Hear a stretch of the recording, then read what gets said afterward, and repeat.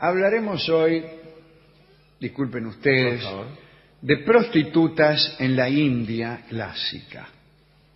Nos llaman desde muchos lugares diciendo que hablemos de prostitutas y especialmente de la India antigua. Así que vamos rápidamente al siglo VII en la India. Se me dirá que esa será la India medieval. Pero sí. bueno. Era la prostitución en aquel foro una actividad importantísima. Las cortesanas llamadas vesias o gánicas y formaban en cada casa una especie de corporación a cuyo frente se designaba a la más eminente de ellas, que solo se reemplazaba en caso de enfermedad o muerte. Las había de toda condición, como es obvio. Estaban las que vendían sus encantos a precios viles, las que vendían su vileza a precios encantadores. Son las mismas. Sí, hasta las más refinadas. Muchas tenían educación esmerada y agregaban al completo conocimiento de su profesión los talentos de un artista o quizá de una intelectual. Ricas o no, estaban sometidas al control de un superintendente real especialmente afectado a su protección. Eran vigilantes destinados con exclusividad a estos asuntos de la prostitución y como tales se encargaban de la compostura de las casas de tolerancia, lo cual parece una contradicción. Una vez vigilando que en una orgía nadie se propase, por ejemplo. Pero está bien, Sí, está bien. También recolectaban estos superintendentes los impuestos a los que las muchachas estaban obligadas. Debían entregar a estos funcionarios 2 días de ganancias por cada mes. ¡Qué barbaridad! ¡Qué barbaridad! Así no podemos vivir. Claro, claro. Imagínate. Ese, por suerte, era el mundo antiguo y medieval. En tiempos actuales, contemporáneos, no suceden estos abusos. No, ¿cómo 2 días? Son 12. ¿Cómo se van a llevar las 2/30 partes de nuestro sueldo? Llevarse el triple, claro. Bueno. Sin embargo, el reclamo de impuestos bajos es propio de las personas de las clases hegemónicas. De los proxenetas más que de los trabajadores. Claro, exactamente. El trabajador no está preocupado por sus impuestos, sino por lo exiguo de sus... Por su supervivencia, vamos, lo exiguo de sus ganancias. Primero tiene que ganarla antes de que se la lleve. Bien. El caso es que en la India las prostitutas más encumbradas, que eran también las más bellas, bueno, desde luego, debían pagar a profesores y entrenadores que se encargaban de perfeccionar su condición intelectual o amorosa. Estos entrenadores eran alentados por el Estado. Muy bien. Por aquellos tiempos se consideraba a la prostitución como uno de los engranajes fundamentales de la sociedad.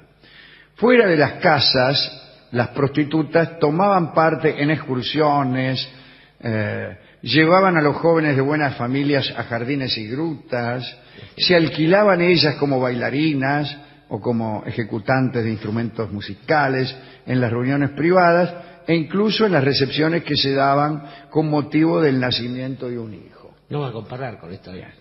Entre las cortesanas sagradas podemos citar a las que vivían en el templo Vesali.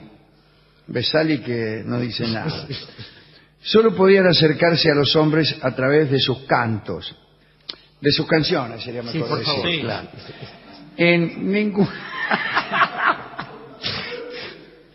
En ninguna conversación podían olvidar sus melodías y una conversación sin música podía llevarlas al mayor de los descréditos. Hablaban siempre cantando, era una ópera perpetua. Qué bueno. Cuando morían estas chicas que cantaban, sus cuerpos eran quemados y sus cenizas lanzadas al viento para asegurarse de que no volvieran a cantar. Sus hijos, si es que los tenían, no podían acceder a ninguna de las castas y no tenían derecho a reclamar un padre. Eran verdaderos parias. Pero sí, totalmente, para hablar de la India.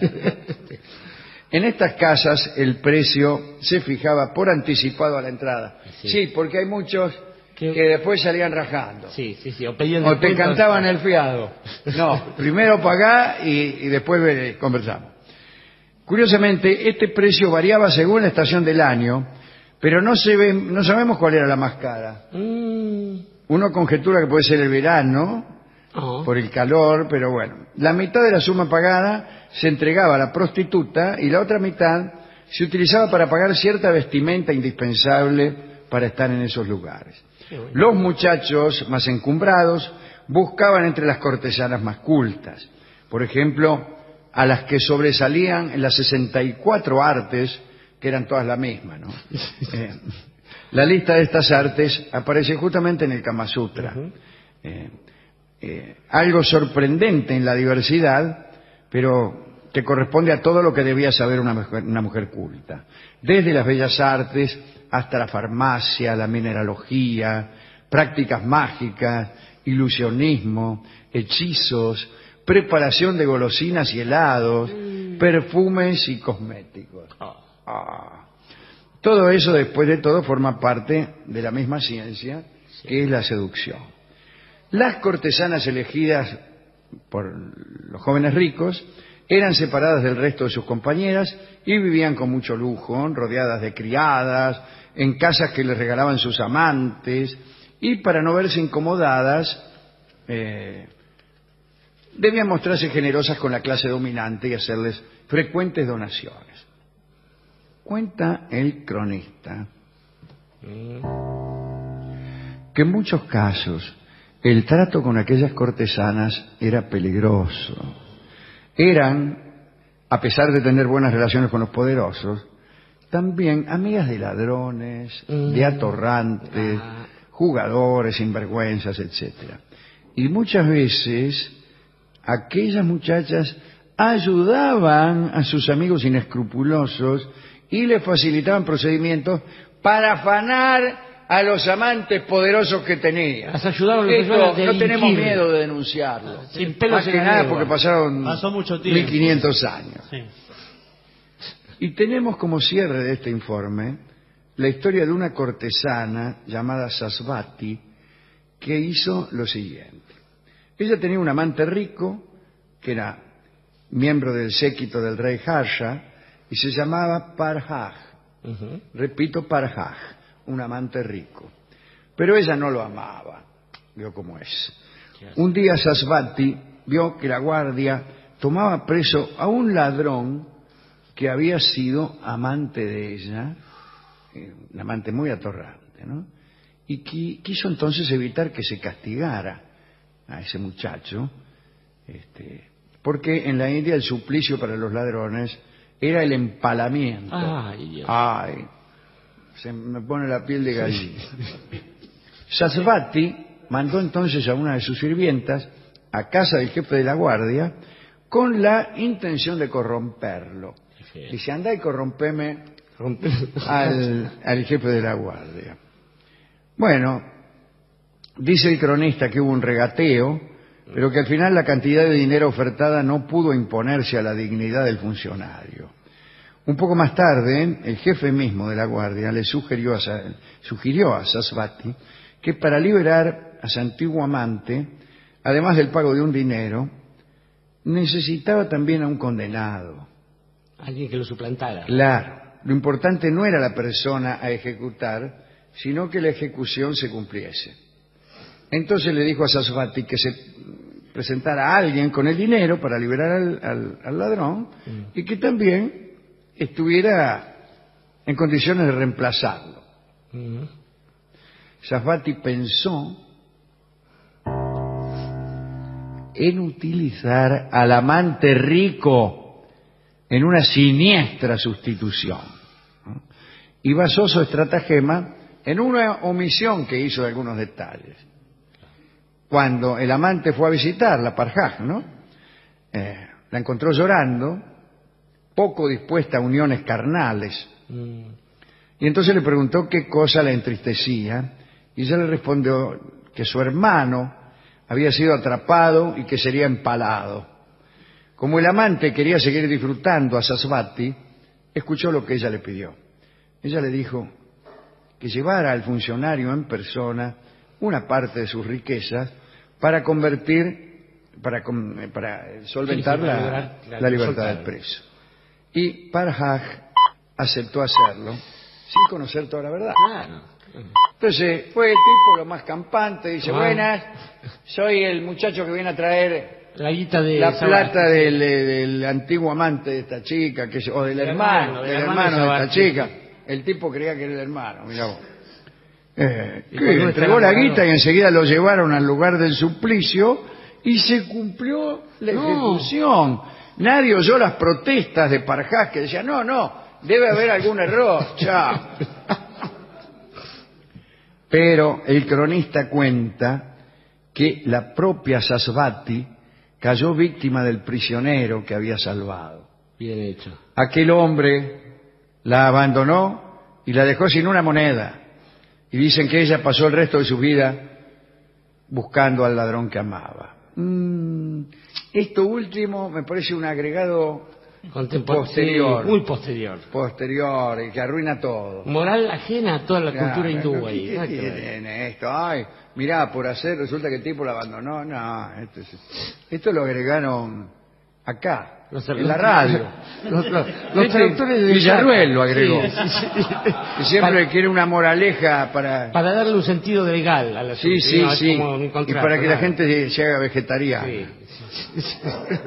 Bueno, ¿a quién dedicar esto? Es difícil, Alejandro. Estaba pensando que uno ve la cultura hinduista, que así se debe decir, o claro. India incluso, y ve Jayurajo. Pero no hindú. El templo de Jayurajo, y ve gente entreverada por ahí, y no pasa por ahí. Pensaba también que el nombre de Gánicas es semejante al de Ganesh, un dios de la alegría y del festejo, cosa que no tiene que ver con la lujuria. Pensaba también que usted distinguía ahí habilidades intelectuales o amorosas, y que quizás uno ha pensado que a veces son lo mismo. Y pensaba también que es curioso que a las trotacalles se las reconozca universalmente como cortesanas, es decir, el mismo nombre que llevan consigo las personas que andan en la corte, las personas decentes rey. Y principales que rodean al rey para placer del monarca.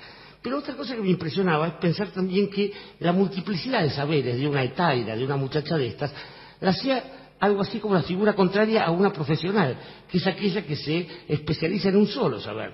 Y que la multiplicidad habla quizás de nuestros pareceres, los pareceres que sostiene este programa, en una mirada renacentista acerca de lo mucho y diverso que puede tener la humanidad. Así que quizás uno no puede estar en absoluto en contra de todo esto. Pero finalmente la única pregunta es, ¿qué busca un hombre cuando acude a un servicio de esos? Cuando se nos habla de personas con tan amplios saberes, eso no lo busca un hombre en una noche de copas o de angustia, lo busca toda la vida. Alguien que pueda garantizarle una especie de diálogo, en el mejor de los sentidos, sobre tantos aspectos. Pero también recuerdo un amigo de este programa, que es el muchacho Hegel, que decía que respecto del saber y del placer y de la obtención de una meta determinada, todo funciona como el búho de Minerva, esa especie de metáfora de la historia, cuyo único problema es que siempre aparece en el crepúsculo, en el atardecer, de modo tal que las cosas ya han pasado. Creo que la ventaja de esto es que, como el búho de Minerva, aparece en la oscuridad, pero antes de que todo haya pasado, de modo tal que esa sabiduría puede todavía ofrecerle a uno no solo el placer o alguna conquista en particular, sino también la sorpresa. En ese sentido es que esta divinidad sí puede ser llamada alegremente y sin especificar más, la nochera. Y la nochera es también una samba, seguramente escrita pensando en las cortesanas de la India en el siglo VII, sí, pero modificada su letra para evitar problemas con la censura. Claro, disfrazadas de guitarra, vayas a ver qué claro, cosa. Llevarte guitarra adentro, sí. ¿Qué quiere decir? Vamos. Señor. Escuchamos entonces a don Eduardo Falú en La Nochera. Hablaremos hoy del rey Filipo de Macedonia, famosamente el papá de Alejandro Magno. Filipo gobernó Macedonia ya en el siglo IV a.C. Fue un rey legítimo, aunque no del todo hereditario, porque fíjese cómo fue el cometido. Su hermano mayor, Perdica, qué lindo nombre Perdica, Perdica II, había muerto, y el hijo de Perdica era todavía un chico. En esas circunstancias, la Asamblea Macedónica tenía por tradición el derecho de elegir al rey entre los miembros de la Casa Real. Y lo eligieron a Filipo, que era el hermano, ¿no es cierto? Sabemos que fue un general extraordinario, que tuvo una política agresiva, que invadió cientos de lugares, que vinieron a forjar el imperio que después solidificó su hijo Alejandro. Sabemos también que en Grecia veían este crecimiento de Macedonia, la patria de Filipo, con muchísimo recelo. Ahí estaba Demóstenes, que era uno de los más famosos oradores de Atenas, y construyó una serie de discursos en contra de Filipo, que se llamaron filípicas. También por extensión ahora llamamos filípicas a las reprimendas de nuestras madres, tías o docentes. Pero en realidad las filípicas son originalmente los discursos que Demóstenes pronunciaba en contra de Filipo. Captaba Demóstenes que las conquistas de Filipo eran una amenaza para la libertad griega. También sabemos que Filipo fue un gran seductor, tuvo muchas amantes y también muchos mancebos que andaban con él, ya que este caballero navegaba a vela y a vapor.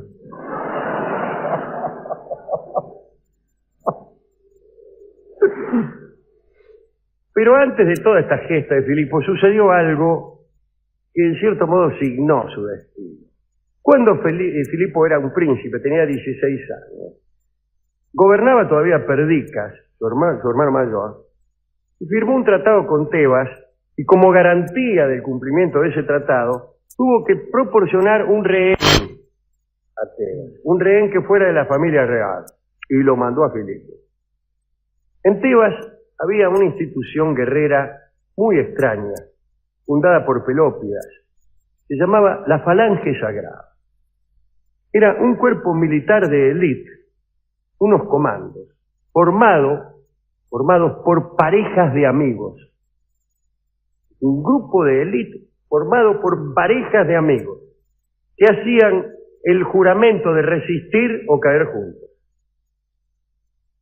A Filipo lo trataron como invitado, le enseñaron las artes de la guerra y fue invitado a formar parte de esa falange y aprendió las costumbres de los dos amigos que luchaban. Algunas tribus de la Pampa Argentina luchaban así, algunas tribus de ellos, e incluso atados el uno con el otro. Luchaban contra la fuerza regular. Bueno, durante estos ejercicios, quiero decir, pelear junto a su compañero, pelear atados, resistir, adiestrarse, alimentarse juntos, dormir juntos, combatir juntos, le agarró a Filipo el gusto por los muchachos. Cuando regresó a Tebas, terminó su periodo como rehén, regresó a Tebas y, como dijimos, se hizo rey. Se casó con Olimpia, una muchacha de noble cuna, y pronto nació Alejandro. Filipo, aún bien casado, sostenía sus amoríos con hombres y con mujeres. Todas las fuentes coinciden en que Olimpia tenía un amargo resentimiento por estos amoríos y vivía muy atenta a cualquier amenaza que pudiera surgir contra su hijo Alejandro. Ella pensaba que los hijos ilegítimos que Filipo tenía con otras amantes, y aún los amigos de él, podían llegar a conspirar contra su hijo, que era el heredero de la corona de Macedonia. Filipo además trató de reproducir en Macedonia aquellas falanges que había visto en Tebas, y él mismo tuvo como compañeros a un tal Pausanias, señor Pausanias, que no debe ser confundido con el historiador. Bueno, se habían jurado fidelidad eterna, naturalmente, pero según cuenta Diodoro Século, Filipo carecía de la constancia propia de la falange. En Tebas, los amigos que pertenecían a ese grupo eran fieles hasta la muerte. Y en cambio a Filipo le gustaba uno, mañana otro, vio como... Y entonces, imagínense, muy pronto se aburrió de Pausanias y lo desechó por un nuevo capricho. Muy resentido, Pausanias, durante una borrachera, insultó y maltrató a su rival, a Capricho. No. Y este muchacho, Capricho, ofendido por el insulto de Pausanias, anda a saber qué le habrá dicho. Vos, dice.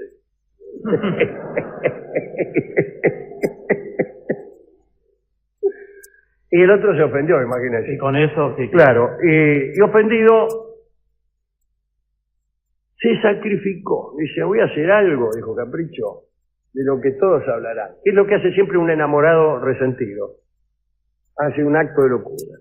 Entonces dejó un mensaje en el que explicaba su acto, y en la siguiente batalla, ya que siempre estaban en guerra, marchó directamente contra el enemigo buscando una muerte segura y la encontró.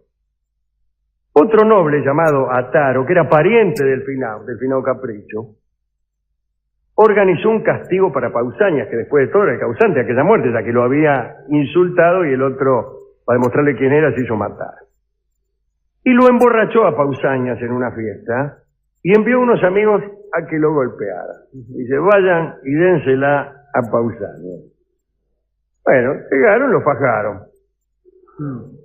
Recuperado la viaba, Pausanias fue a pedirle a Filipo que lo vengara. Y además fue un poco a ponerle cara para ver si volvía con él.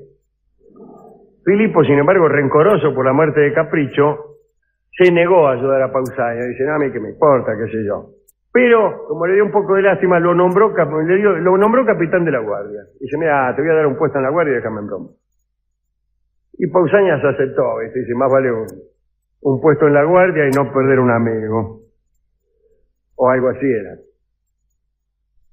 Alejandro, el hijo de Filipo, que entonces tenía 13 años, oyó la historia. Pasaron los años. Filipo se enamoró ahora de una mena y repudió a su esposa. Y se casó, organizó el casamiento con esta nueva mena. Esta nueva chica era sobrina del mismo Ataro, el que se había vengado de Pausanias, el pariente de Capricho, el que lo había mandado a fajar a Pausanias. Y la vieja historia resurgió. Pausanias otra vez revivió su odio. Dijo, dice, mirá, esta chica dice que se va a casar con Filipo, es parienta del que mandó uno que me la dieran. Así que algo voy a hacer.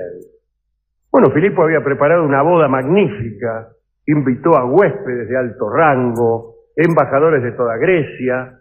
En la ceremonia, en el teatro de Aegae, una de las ciudades importantes de Macedonia, la otra era Pelia, pero no serían grandes ciudades, calculo yo. Bueno, armó un bailongo ahí, iban a honrar a los 12 dioses olímpicos, con juegos de honor, en fin. Cada dios estaba representado por una estatua. Aquellas estatuas griegas, que contrariamente a lo que vemos en los libros, no eran blancas, eran estatuas muy coloridas. Las estatuas griegas las vemos blancas porque pasó el tiempo y se despintaron, se pulieron, pero eran estatuas pintadas y con mucho color, con colores muy vivos.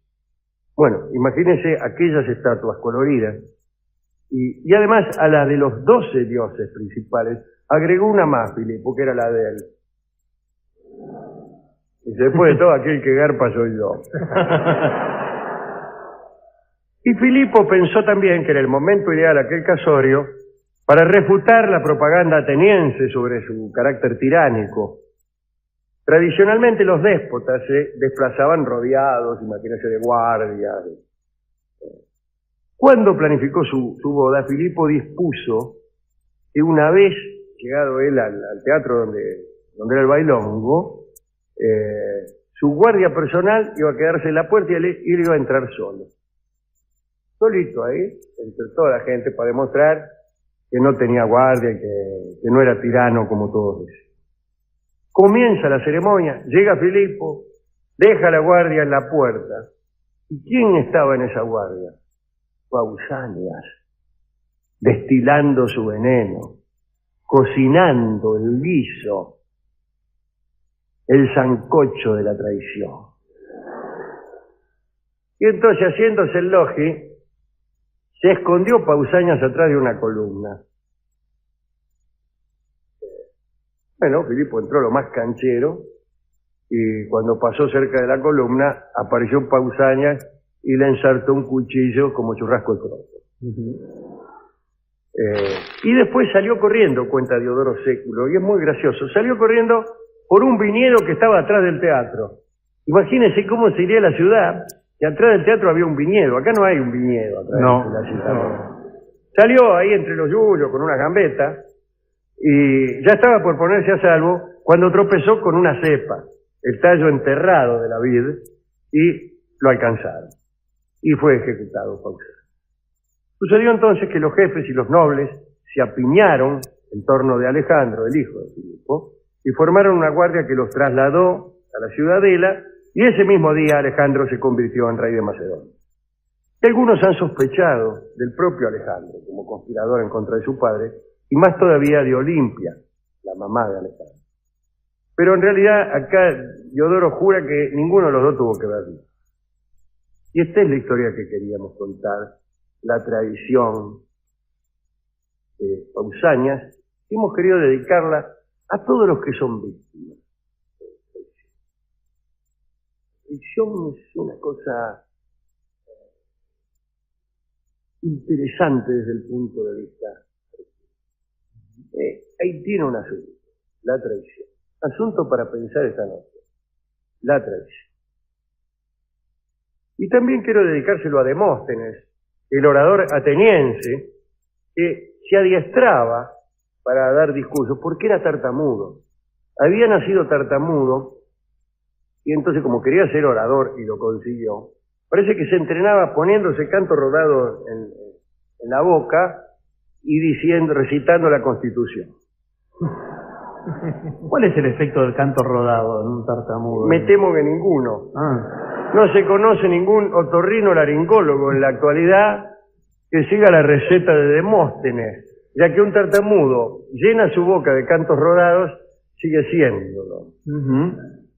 Pero bueno, parece que él no solo llenaba la boca con los cantos rodados de las obras de construcción, sino que iba a la orilla del mar y trataba de decir discursos con la boca llena de piedras cerca del mar para tener incluso una dificultad adicional, que era la de vencer el rumor marítimo, que suele ser un poco enojoso para los que andan discursiendo.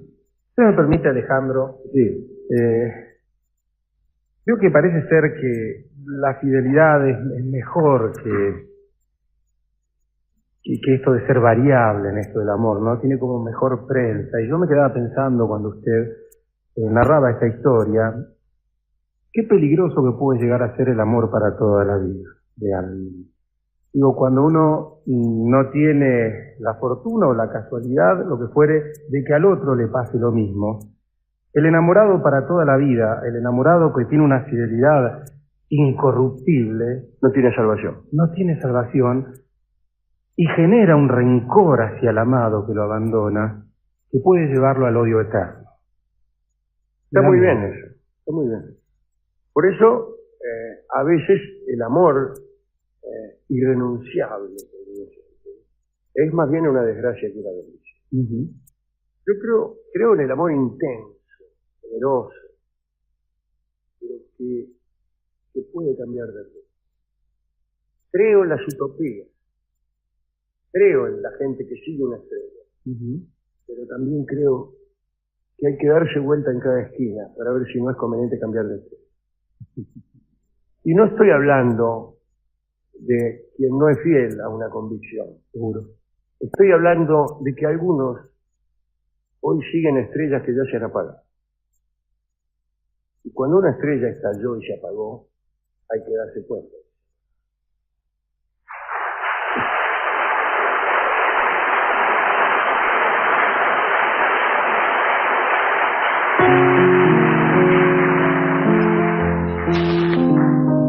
Pausanias nunca le perdonó a Filipo su traición.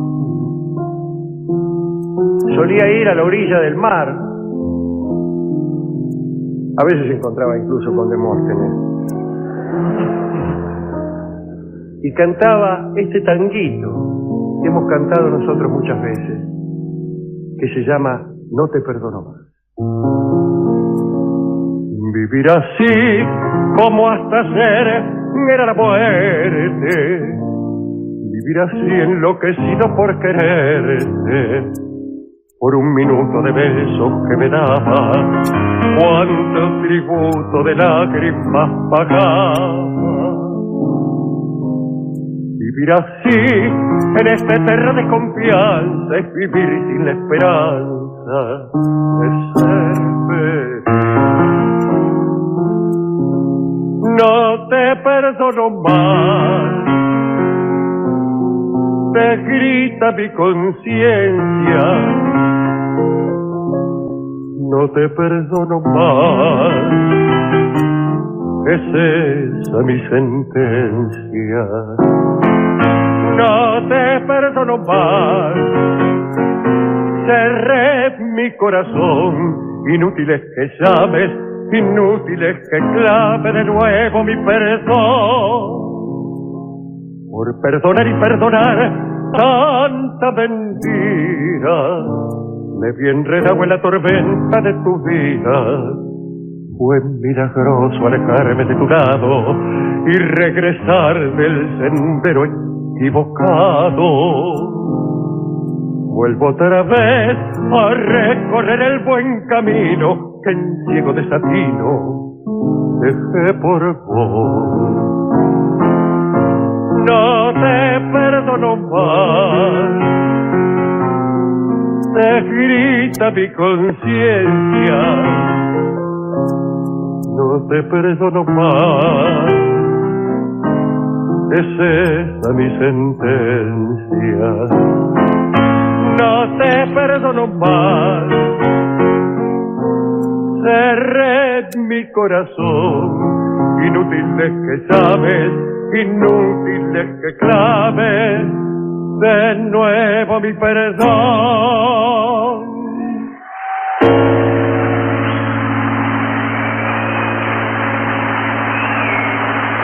Pausa.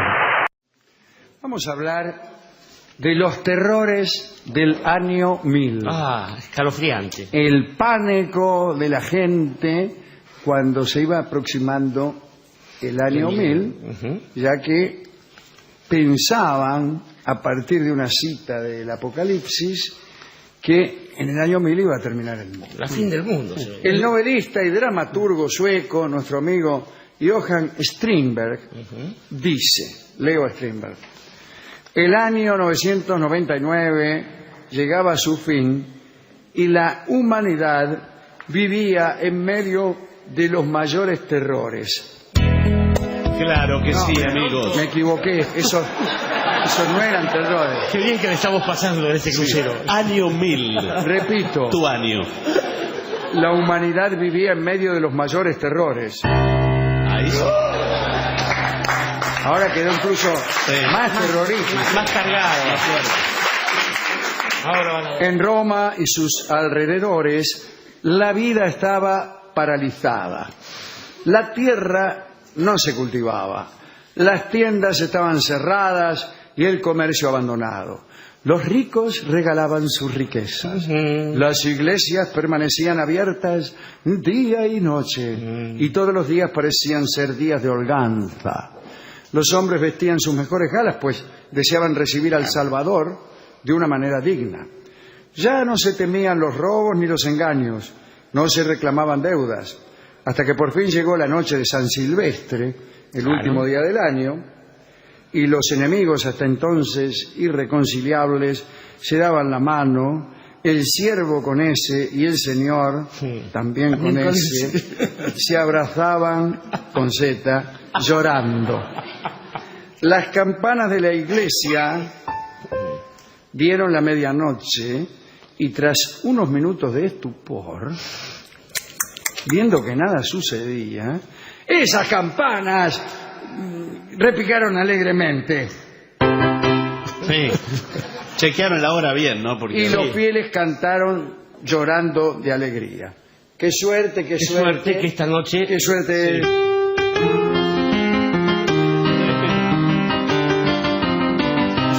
Bueno, ahora bien, todo esto es mentira. Bien. Es mentira, nada de eso ocurrió. Claro. Strindberg incluso habla del 31 de diciembre, el último día del año, que en ningún caso, por empezar, podía ser el último día del año 999. Claro. Pero los efluvios del romanticismo pusieron de moda desenterrar el tema de los terrores del año 1000 sin fijarse demasiado en la autenticidad de la fecha. Ahora bien, ¿cuál era el año 1000 de la era cristiana? Y más todavía, ¿cuál era el primero o el último día del año 1000? En Europa, en el siglo X, recién se estaba estableciendo la era cristiana, que por cierto fue creada por Dionisio el Exiguo en el año 550, no fue en el año de Cristo. No, claro que no. Ni la muerte de Cristo, bueno, a partir de ahora tal. Ya había registro de cuando eso hubiera sucedido, tampoco sabía nada. Menos aún del año. Y no se implementó totalmente hasta el siglo XI en el mundo cristiano. Dionisio el Exiguo era un abad romano que calculó el nacimiento de Cristo situándolo en el año 753 de la era romana. Sí, desde la fundación de Roma. O sea Roma. que cuando decimos que la fundación de Roma sucedió en el año 753 antes de Cristo, estamos dando vuelta a los datos. Exacto, estamos mintiendo. Bien. Según Beda el Venerable, el famoso monje inglés, Dionisio el Exiguo se había equivocado en 2 años, porque el nacimiento de Cristo habría ocurrido en el 751 del calendario romano. Actualmente se sabe que en realidad Jesús nació en el año 6 antes de Cristo, antes de sí mismo. Prematuro. Pero sucedía que en el año 999, en Europa, había calendarios muy distintos según el país. Ahí estaba la era hispánica, un sistema para computar el tiempo que era característico en España y que, según parece, hacía la cuenta 38 años más adelante que el sistema vulgar y que estaba una forma de contar el tiempo que era muy extendida. Y además, nadie tenía almanaques, no es que los regalaban en las panaderías. Solo era posesión de algunos monasterios y algunos eruditos. Humberto Eco sostiene que en Europa, en el periodo que va desde el siglo VII al X, reinaba la desolación, la inseguridad y la mayor que haya sufrido Europa. La gente se encontraba muy desamparada y cualquier persona con juicio se sentía tentada a pensar que el fin del mundo estaba bastante cerca. Bueno, ese es otro desatino. Sí. Pensar que la desolación y el desamparo nos hacen pensar, si es que uno está en su sano juicio, que el fin del mundo está cerca, que no está en su sano juicio es el que emite este dictamen. Desde la caída del Imperio Romano hasta su renacimiento, posterior al año 1000, la Edad Media es una época de cansancio y desolación. Digo yo con un acorde que es lo contrario de la desolación. Basta tener en cuenta, para saber cómo era la Edad Media, el modo de vida desde el punto de vista material más que cultural. Desde el siglo V hasta el X, se vivía muy mal. No había para decirlo, ni para gozar ni para curar. Para decirlo, ya que acá no lo dice. Ahora bien, de la lectura de los primeros versículos del capítulo 20 del Apocalipsis surgió esta superstición y una doctrina que se llama milenarismo, que dice el mundo acabará en el año 1000 de la era cristiana, y acerca de esos terrores se escribió mucho. Por ejemplo, hubo un monje, el padre Raúl Glaber, que era letrado, quien escribió muchísimo sobre este tema. Vaticinó que en el año 1000 acabaría el mundo. Después tuvo que corregirse, como suele ocurrir, ¿no? Sí, cada vez que no se acaba. Humberto Eco sostiene que Glaber, al igual que muchos en ese entonces, era víctima de la continua ansiedad Y luego, al ver que nada malo, o sea, pronosticaban una fecha, y al ver que nada malo sucedía, se veían asaltados por una ola de optimismo que se reflejaba a su alrededor, ¿no? Las basílicas se reconstruían, se saludaba el Renacimiento con exuberante alegría, había que eliminar todo lo viejo, cubrir la tierra de una larga túnica de iglesias nuevas. Jurar ser buenos para siempre. Glaber, pues, fue alguien que reflejaría los sucesos de un pequeño entorno en el que vivió y probablemente además los magnificó. En resumidas cuentas, el pánico ocasionado por una mala interpretación del Apocalipsis. Bueno, ¿por qué mala interpretación? Porque se confundía la resurrección de los justos con la próxima venida del Mesías. En fin, todo mezclado realmente, es un texto... Claro, bueno. Y todo eso dio paso a que los historiadores y literatos afirmaran que durante los meses que precedieron al año 1000, los hombres, abatidos por un sinfín de calamidades, abandonaran el trabajo y consagraban todas las horas a la oración, etc. Según estos autores, el terror milenario debió ser general, aunque ningún contemporáneo informa claramente los hechos. No hay uno solo que diga, yo fui testigo de este o aquel suceso. La Iglesia no guarda ningún documento en el que consten los terrores atribuidos a los últimos meses del 999 y los primeros del año 1000. Me imagino que se habrán preguntado también, como nos preguntamos nosotros en el año 2000, claro, si era el primer día del año 1000 o el último. O el último, exactamente. Bueno. Hubo un problema, acá lo resolvieron las computadoras más rápidamente, ¿no? Acá era el I1K en este caso. Hubo ahí... Todo parece indicar que aquellos terrores no existieron históricamente y que fueron creados a posteriori, ¿no? Todo el asunto está en el Apocalipsis y el modo en que fue leído, ¿no? Un texto, dice Eco, cuando está escrito, no tiene a nadie que le respalde y por el contrario, tiene enfrente, cuando sobrevive, a miles de intérpretes. Claro, y la lectura que los intérpretes hacen genera otros tantos textos que son paráfrasis, comentario, utilización descarada, traducción a otros signos, palabras, imágenes e incluso música.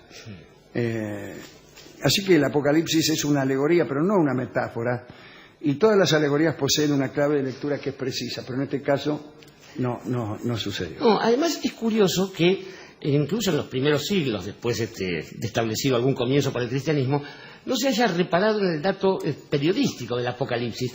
Un tipo llamado Juan, Juan el Apocalíptico, lo meten preso y lo mandan a una isla, la isla de Patmos, que es un islote perdido con una gruta. Que lo escribió a él. En principio, no se sabe. Y si lo escribió él, no sería otra cosa que un panfleto político, como bien sostiene nuestro amigo Robert Graves, que descifra así el número de la bestia. Después, además, Apocalipsis, el otro problema es el conocimiento del griego de nuestros contemporáneos. Quiere decir revelación, no quiere decir fin del mundo, como se empezó a postular en esa época. Revelación es decir aquello que iba a ser revelado a los ojos de los hombres. No seas apocalíptico, loco. Claro, que sos integrado. Sí. Pero, ahora bien, digamos, hay una trampa en esto, querido Alejandro, y es... ¿Qué suponía la llegada de la fin del mundo, como se decía en estos pagos? La llegada del fin del mundo en el año 1000 y en el 2000 también, y en el 506. Se suponía que iba a bajar el Señor, el Cristo, y que entonces iban a resucitar todos los muertos y iban a decir, este es de lo bueno, este se mandó macana, este sí, este no. Si uno no había cometido pecado, ¿qué tenía que temerle el día del juicio final? Tenía que ser una fiesta. Y no había mucha gente que festejara. No, claro, no. Lo que se temía es lo siguiente, uno suele creer las cosas por la mitad. Claro. Uno cree que el mundo va a terminar, pero ya creer que va a ser juzgado y que se va a salvar es demasiado creer. Claro. Es demasiado esfuerzo. Por otra parte, la otra cosa, convengamos que, como usted bien decía, debió pasar mucho tiempo para que los hombres le dieran bola al tiempo en términos de años y mucho más al tiempo en términos de horas y de relojes. No, claro, este berretín de registrarlo todo que tenemos ahora, con la más absoluta precisión, es nuevo. Es nuevo, no existía hace 100 años. Hace 100 años no existía. Y los recuerdos de las grandes civilizaciones, 200, poner. Cuando escuchamos hablar de los babilonios o de los egipcios mismos, las anotaciones eran anotaciones comerciales. Esto es lo que valía la pena registrar en ese tipo de historias. De todos modos, estaba pensando que unos siglos después de eso, un señor Munster y otros, agarran el Scheite del fin del mundo y entonces proponen una especie de colonia de tipo que iba a vivir el fin del mundo y era todo vale, todos contra todos. Pasaron los meses, el fin del mundo no vino y los quemaron a todos, porque como corresponde a la gente que se divierte.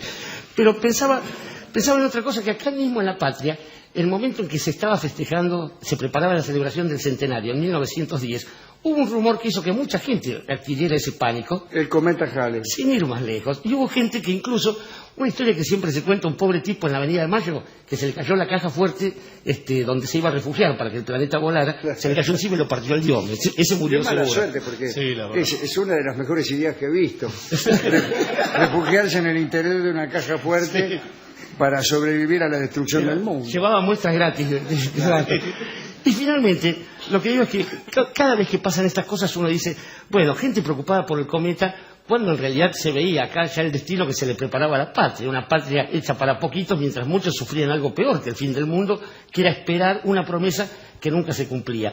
Digo, allí cuando uno tiene que buscar la excusa de un cometa, cuando tiene a mano en la realidad las cosas que lo están haciendo infeliz, es cuando uno mira por otro lado y dice, al mundo le falta un tornillo. Sí, tiene usted razón, Dorio. Al mundo le falta un tornillo y ese es el nombre del tango que va a cantar ahora mismo, Carlos Gardel. Adelante.